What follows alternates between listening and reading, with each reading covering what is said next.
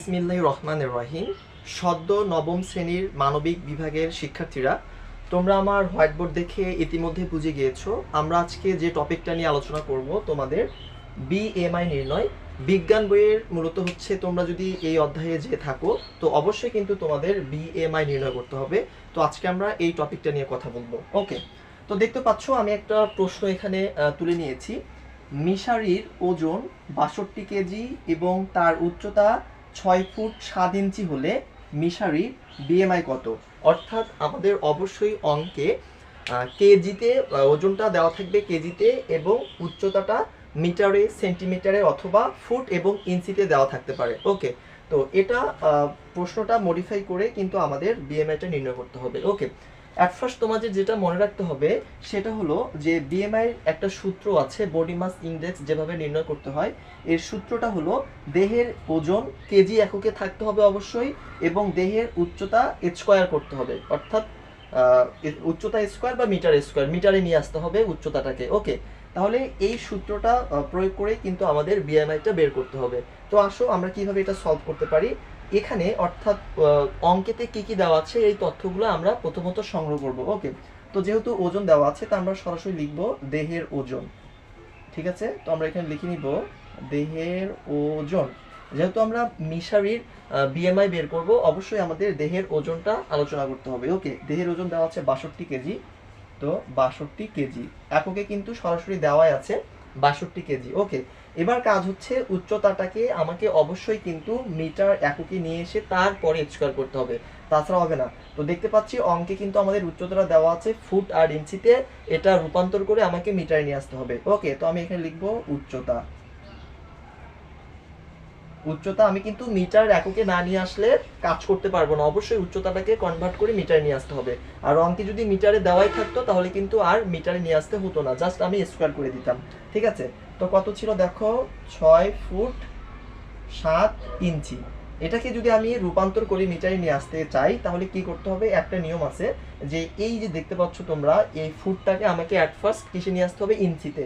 তাহলে যদি আমি ৬-এর সাথে ১২ গুণ করি তাহলে কিন্তু আর ফুট থাকবে না, ইঞ্চিতে চলে আসবে, কারণ আমরা জানি ১ ফুট সমান ১২ ইঞ্চি। ওকে, তারপরে যেহেতু এই ৬ ফুটের সাথে ৭ ইঞ্চি লেগে আছে, জাস্ট আমরা এখানে প্লাস চিহ্ন ব্যবহার করব, তারপরে কি করব, এখানে ৭টা লিখে দিব। ওকে, আবারও বলি, ফুট থেকে ইঞ্চিতে নিয়ে আসতে গেলে উক্ত সংখ্যার সাথে ১২ গুণ করতে হবে, তাহলে কিন্তু আর ফুট থাকবে না, এটা ইঞ্চিতে রূপান্তর হয়ে যাবে।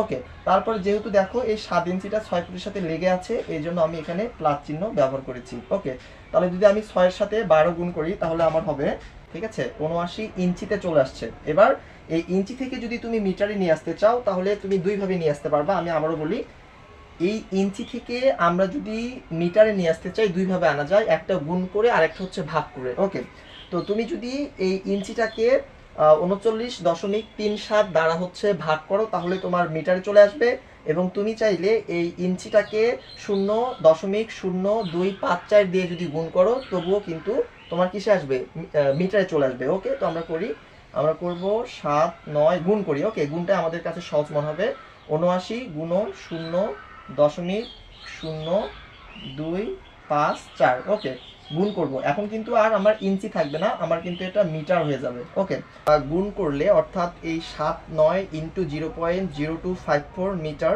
অর্থাৎ মিটারে চলে আসবে, এটা গুণ করলে অ্যান্সারটা হবে 2.0066। ওকে, এবার জাস্ট আমাদের বিএমআই যে সূত্রটা আছে ওখানে জাস্ট মান বসাইতে হবে। ওকে, তো মানটা বসে দেখো, তো দেহের ওজন আমার কেজি, এটা অলরেডি আমি লিখে নিয়েছি প্রশ্ন থেকে, ৬২ কেজি, তো আমি এখানে জাস্ট ৬২ লিখে দিব। ওকে, এবার আমরা ডিভাইডেড চিহ্ন দিব। ওকে, তারপর এবার দেখতে পাচ্ছ দেহের উচ্চতা মিটারে আমি কনভার্ট করে অলরেডি নিয়ে আসছি, কত দেখো, 2.0066। ওকে, তার উপরে কিন্তু স্কোয়ার হবে, ২ দিতে হবে।